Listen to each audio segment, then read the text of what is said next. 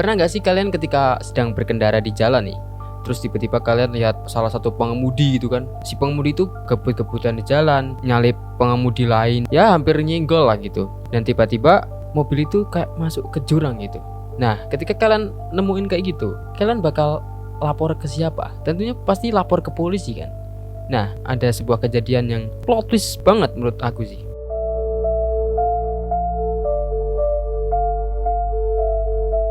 Jadi, pada 11 Desember 2002, tepatnya jam 7.20 malam, ketika itu pihak kepolisian di sebuah pedesaan di Inggris yang bernama Siri menerima sekali banyak panggilan telepon.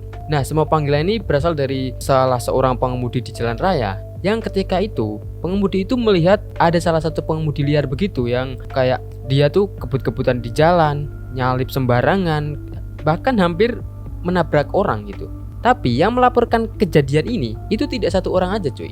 Jadi ada banyak yang melaporkan kejadian ini. Bahkan ada beberapa orang yang melihat jika mobil itu masuk ke dalam jurang dan mengalami kecelakaan. Nah, tentu saja ketika itu pihak kepolisian yang menerima banyak sekali laporan seperti ini langsunglah mengirim beberapa petugas ke TKP. Nah, mereka mengirimkan 2 petugas untuk datang ke sana dan melihat apa yang terjadi sebenarnya di sana. Nah, ketika 2 petugas ini sampai di TKP, mereka tuh kayak nggak lihat mobil pengemudi ini cuy. Bahkan mereka berdua tidak melihat adanya kecelakaan. Bahkan tanda-tanda kecelakaan juga tidak terlihat ada di sana cuy. Mungkin kalau yang melaporkan ini cuma 1 orang, mungkin ini masih bisa dianggap sebagai kesalahan. Tapi kalau yang menelpon banyak orang, itu sudah beda cerita cuy. Nah, setelah itu, kedua petugas ini teruslah mencari di area sekitar jalan raya tersebut. Dan mereka benar-benar mencari tahu apa yang sebenarnya terjadi dan kemana perginya si pengemudi ini.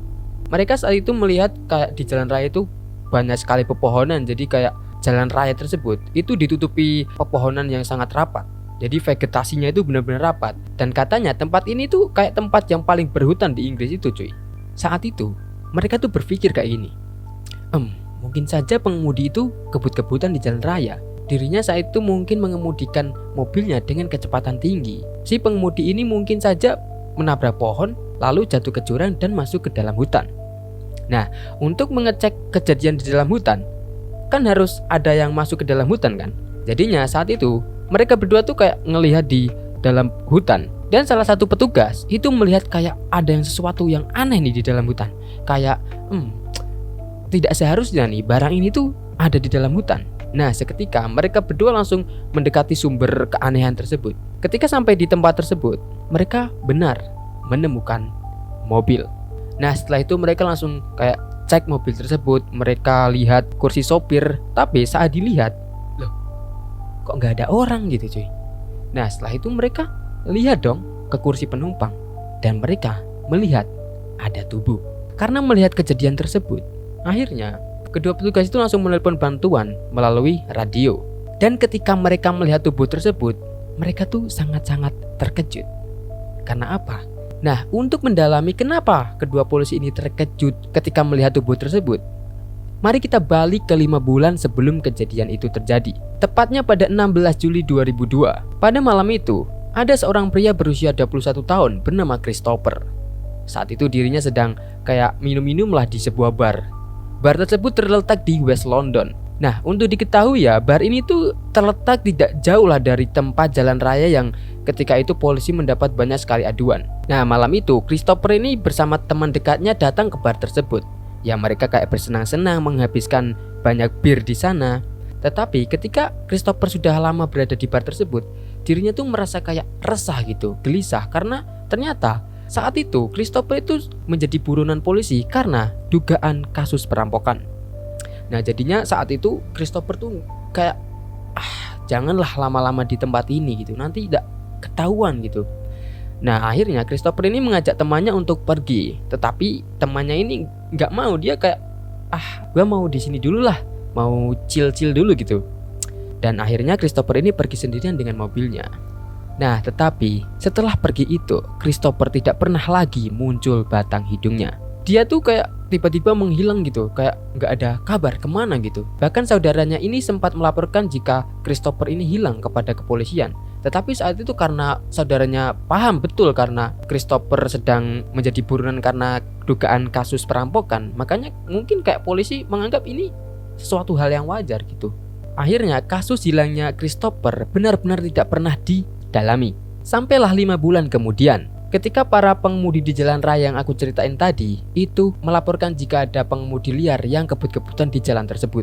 Ternyata 2 petugas polisi tadi itu menemukan mobil Christopher. Tidak hanya itu, tubuh yang ditemukan di dalam mobil tersebut itu adalah tubuh Christopher. Tak hanya itu, 2 polisi ini itu melihat jika mobil Christopher itu terlihat tua coy. Bahkan tubuh Christopher sebagian sudah menjadi tengkorak. Dan polisi menyimpulkan berarti Christopher ini tidak meninggal pada malam itu. Mungkin dia mengalami kecelakaan dan meninggal 5 bulan sebelumnya saat dinyatakan menghilang. Polisi saat itu mengatakan jika ini hanya kebetulan saja, dan mereka secara kebetulan menemukan mobil dan tubuh Chris yang sudah meninggal di dalam hutan. Dan setelah kabar ini beredar ya, kayak penelpon tadi yang menelpon polisi itu kayak gak percaya kalau itu Christopher gitu. Karena mereka itu melihat dengan mata mereka sendiri kalau ada mobil yang terjun ke jurang dan masuk ke dalam hutan. Dan itu benar-benar mengalami kecelakaan yang memang benar harus ditolong gitu.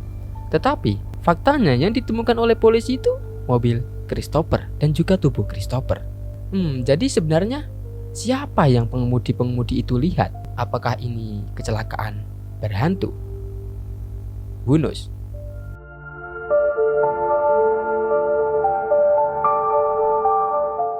Pada 2 Agustus 2017, ada 2 orang pria bernama Lucian dan Oliver. Mereka tuh kayak sedang bersantai-santai menikmati malam di sebuah bar di desa kecil, tepatnya di utara Prancis. Mereka tuh kayak terpaut usia jauh banget, dimana Lucian ketika itu berumur 69 tahun, sedangkan Oliver berumur 38 tahun. Namun, hal itu bukan menjadi penghalang mereka berdua untuk menjadi teman. Bahkan penduduk-penduduk sekitar sudah menganggap mereka berdua tuh seperti kayak ayah dan anak. Kemana-mana selalu bersama, ngapain aja selalu bersama. Kayak mereka tuh senang-senang lah, kayak gak ada beban hidup gitu. Lucian sendiri ini tuh menghabiskan seluruh hidupnya bekerja di industri manufaktur di kota terdekat. Namun 4 tahun sebelumnya dia pensiun dan pindah ke rumah kecil di desa Prancis ini. Namun ketika pertama kali pindah ke rumah barunya, Lucian merasa kesepian dan sedih. Dia di sana menjalani kehidupan yang sangat sulit. Namun ketika dia bertemu dengan Oliver, hidupnya berubah total cuy. Oliver yang juga mengalami masa sulit dengan masalah kesehatan. Karena masalah itu dirinya juga sulit untuk bekerja cuy. Dan ketika mereka bertemu, ya kayak mereka nyambung gitu. Karena mereka sudah menjalani kesulitannya masing-masing gitu. Dan Lucian ini menganggap kayak ya udah, walaupun Oliver ini umurnya lebih muda dari aku, tapi dia nggak memperlakukan aku kayak orang tua yang tidak berharga. Jadinya menghargai sebagai rekan sebaya cuy. Pagi itu saat Oliver dan Lucian sedang berada di bar, mereka tuh kayak ngobrol, wah kita enaknya mau ngapain nih malam ini gitu. Dan mereka akhirnya memutuskan malam itu untuk melakukan kegiatan barbecue. Kayaknya menyenangkan sekali. Bahkan bartender di bar tersebut itu kayak melihat Lucian dan Oliver itu kayak bersemangat banget, kayak senang akan melakukan kegiatan tersebut. Nah lalu pada malam hari ketika Oliver sampai di rumah Lucian ini kayak udah menyiapkan meja bundar gitu, terus ditutupi taplak meja kotak-kotak, dan di meja tersebut terdapat anggur, keju, terus roti, dan ya pokoknya makanan lah. Nah ketika Oliver sampai di rumah Lucian nih, Lucian tuh langsung kayak merangkul Oliver, mengajak ke belakang teras rumahnya. Mereka di sana kayak menghabiskan waktu bersama, di mana Oliver ketika itu meminum anggur dan Lucian yang kebagian memasak daging. Pada malam itu ada seorang tetangga yang kita sebut saja sebagai Marita ya, karena nggak disebutkan namanya nih. Nah ketika itu Marita tuh kayak punya jendela yang menghadap ke belakang teras rumah Lucian, di mana kedua orang itu melakukan pesta. Ya ketika itu Marita kayak melihat mereka emang suka menghabiskan waktu berdua, bergadang, mabuk-mabukan, gitulah pokoknya. Marita pun lanjut tidur karena merasa gak ada yang terganggu, karena udah ya melihat hal itu udah biasa mereka lakukan cuy. Kemudian di pagi hari ketika Marita ini bangun, dia kayak buka jendela gitu. Dia melihat Lucian duduk di kursi gini. Terus dirinya juga melihat Oliver tertidur di tanah. Ya ketika itu juga Marita kayak berpikir, wah mereka mabuk berat nih, karena tadi malam mungkin pesta sampai chill banget gitu kan. Akhirnya Marita kayak nggak ada pikiran yang aneh-aneh, dan Marita pun lanjut melakukan aktivitasnya. Tepat jam 9 pagi. Ketika itu Marita itu ingin pergi ke rumah tetangga untuk memberi makan ayamnya. Dan ketika melewati jalan pekarangan teras rumah Lucian, Marita ini masih melihat kalau Lucian dan Oliver masih dalam posisi yang sama, tidak ada yang berubah sama sekali.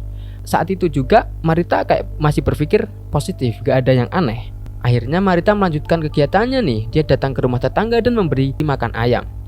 Namun 3 jam setelah itu, atau tepatnya saat matahari sudah mulai di atas, saat Marita pulang, Marita masih melihat Lucian dan Oliver masih di tempat posisi yang sama, di mana Lucian duduk di kursi dan melihat Oliver masih tertidur di tanah. Karena Marita berpikir matahari sebentar lagi ada di atas mereka, jadinya kayak Marita nih kayak mau bangunin mereka gitu. Dan akhirnya dia kayak berteriak, "Woi, bangun, udah mau panas nih." Tapi gak ada jawaban dari Lucian dan Oliver. Nah, karena ada yang aneh, akhirnya Marita ini kayak datengin lah. Dan Marita kaget. Dia ngelihat kalau Lucian dan Oliver itu sama sekali tidak bergerak. Nah, di sini Marita terkejut, dan ketika itu Marita langsung memberitahu kepada warga untuk melihat apa yang sebenarnya terjadi. Langsunglah warga kayak datengin tempat tersebut, kayak udah bawa ember gitu, ada airnya mau disiram gitu, tapi mereka nggak bangun coy. Akhirnya mereka menelpon polisi dan melakukan identifikasi. Ternyata Lucian dan Oliver meninggal saat malam itu, saat mereka berpesta. Ketika itu polisi kayak, wah ini apa yang terjadi nih? Apa ini pembunuhan? Atau mereka bunuh diri? Well, nggak ada yang tahu.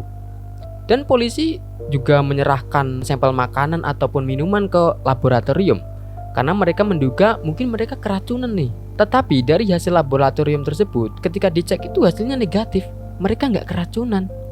Nah, ternyata setelah mereka diautopsi, barulah terungkap penyebab kematiannya. Ternyata pada malam itu, Lucian ini kayak memakan potongan daging yang sangat besar, sehingga kayak dirinya tuh tersedak gitu. Nah, Oliver yang melihat itu seketika tuh langsung kayak mau ngebantu, kayak mau menarik daging itu dari tenggorokan Lucian. Tetapi karena Oliver ini mempunyai masalah kesehatan dalam jantung, jadinya kayak dia tuh orangnya panikan gitu. Akhirnya dia meninggal seketika itu juga. Dan karena Lucian gak ada yang membantu, karena Oliver udah terkapar, akhirnya Lucian ini kayak berusaha sendiri mengeluarkan potongan daging itu. Tapi tetap saja dirinya tidak bisa dan malah tersedak. Akhirnya Lucian pun meninggal.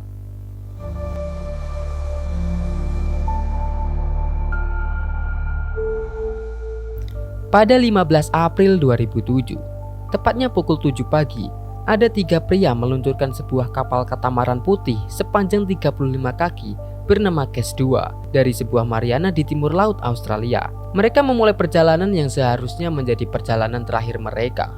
Kapten dari kapal tersebut bernama Des Batten yang berusia 56 tahun. Dan selama beberapa bulan juga dirinya juga sudah berlatih untuk perjalanan ini. 2 teman yang ikut dalam perjalanan Dev ini, itu ada Jim yang berusia 63 tahun dan juga saudaranya Jim yang kita sebut saja namanya Ahmad. Lalu ada Peter yang berusia 69 tahun. Ketiga pria ini telah menghabiskan banyak waktu merencanakan rute perjalanan mereka. Dimulai dari Mariana di timur laut Australia, mengitari bagian utara, kemudian turun ke pantai barat menuju Perth. Tujuan akhir mereka adalah tempat di mana ketiga pria ini tinggal. Total perjalanan ini diperkirakan selama 8 minggu. Dan ketiga pria ini sangat bersemangat melakukan perjalanan ini. Karena ya, mengingat mereka bertiga ini memang sudah ada di masa-masa berumur. Kayak mereka udah mau pensiun. Makanya mereka ingin memutuskan ini menjadi perjalanan terakhir mereka bertiga cuy. Tidak hanya itu, perjalanan ini adalah perjalanan yang panjang dan besar daripada perjalanan-perjalanan mereka sebelumnya. Dari mulai persiapan dan juga biaya cuy. Makanya gak heran jika mereka itu sangat bersemangat untuk melakukan perjalanan ini. Des, Jim, dan Peter, ketiganya ini sudah menikah hampir 30 tahun lamanya. Karena itulah perjalanan ini dianggap menjadi perayaan terakhir mereka. Lalu tepatnya pada 15 April 2007 itu, istri Peter menelepon dan menanyakan keadaan mereka di sana, apakah mereka baik-baik saja. Dan Peter pun menjawab, ya mereka baik-baik saja. Bahkan dari telepon, istri Peter mendengar suara dari temannya tersebut. Ya mereka jelas sangat senang saat itu. Dan ketika itu Peter langsung menutup teleponnya dan izin untuk melakukan kegiatan bersenang-senang bersama teman-temannya. Di sisi lain, walaupun Das ini memang kapten yang berpengalaman, dirinya tetap menyuruh Jim dan Peter untuk melakukan kegiatan man overboard di Case 2 untuk memastikan mereka tahu apa yang harus dilakukan jika terjadi keadaan darurat di laut. Saat merencanakan rute perjalanan ini, Das ini menekankan jika mereka tidak boleh berlayar ke perairan terbuka karena itu dianggap berbahaya. Karena itu, mereka harus tetap dekat dengan pantai karena itu lebih aman.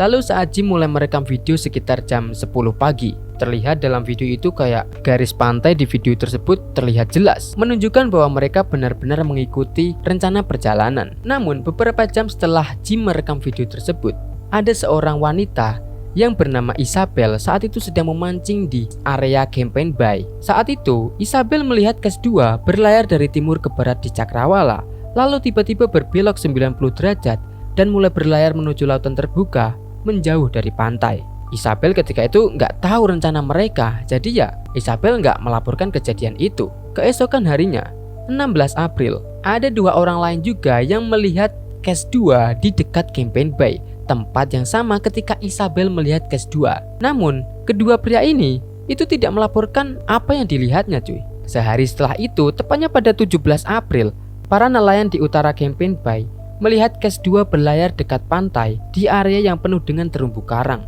Case 2 saat itu dengan layar yang rusak parah. Meskipun hal itu terlihat aneh, para nelayan mengira kapten itu kayak mengerti apa yang harusnya dilakukan lah. Jadinya para nelayan itu kayak acuh tak acuh melihat kejadian itu dan mereka tidak melaporkan apa yang dilihatnya cuy. Baru pada 18 April, 3 hari setelah Das, Peter, dan Jim melakukan perjalanan mereka, ada seseorang yang menyadari jika ada masalah dengan kru Case 2. Sebuah helikopter pengawas pantai ketika itu melihat Case 2 dengan layar yang rusak parah di sekitar Great Barrier Reef. Helikopter pun mencoba menghubungi Case 2 melalui radio, tapi tidak ada jawaban. Ketika itu, Marine Police langsung diberitahu dan langsung datang ke lokasi kejadian. Tetapi, kapal Case 2 sudah tidak ada.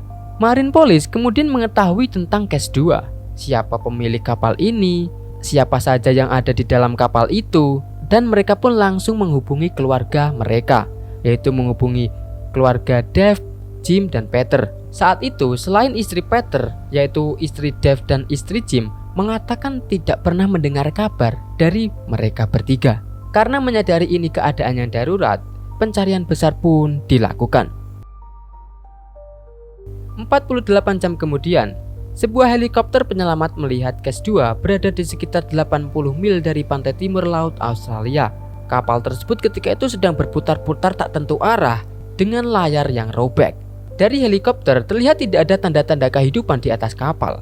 Lalu seorang pria bernama Corey Benson, dirinya adalah seorang petugas penyelamat, dan ketika itu langsung diturunkan ke air dan berenang menuju Case 2. Ketika Corey Benson naik ke dek kapal Case 2, Corey Benson melihat jika kapal tersebut kayak masih baru saja digunakan, kayak mereka melihat muk kopi yang masih hangat dan juga alat pancing yang masih terpasang. Namun ketika Corey masuk ke dalam kabin, mereka tidak melihat siapapun. Bahkan Corey Benson mengatakan jika mesin kapal tersebut itu masih menyala cuy. Dan juga kapal itu tidak mengalami kerusakan sama sekali. Semua barang tampak normal. Tetapi ketiga pria ini hilang tanpa jejak. Mereka tidak pernah ditemukan. Dan misteri 3 pria yang berlayar tak tentu arah ini masih belum terpecahkan.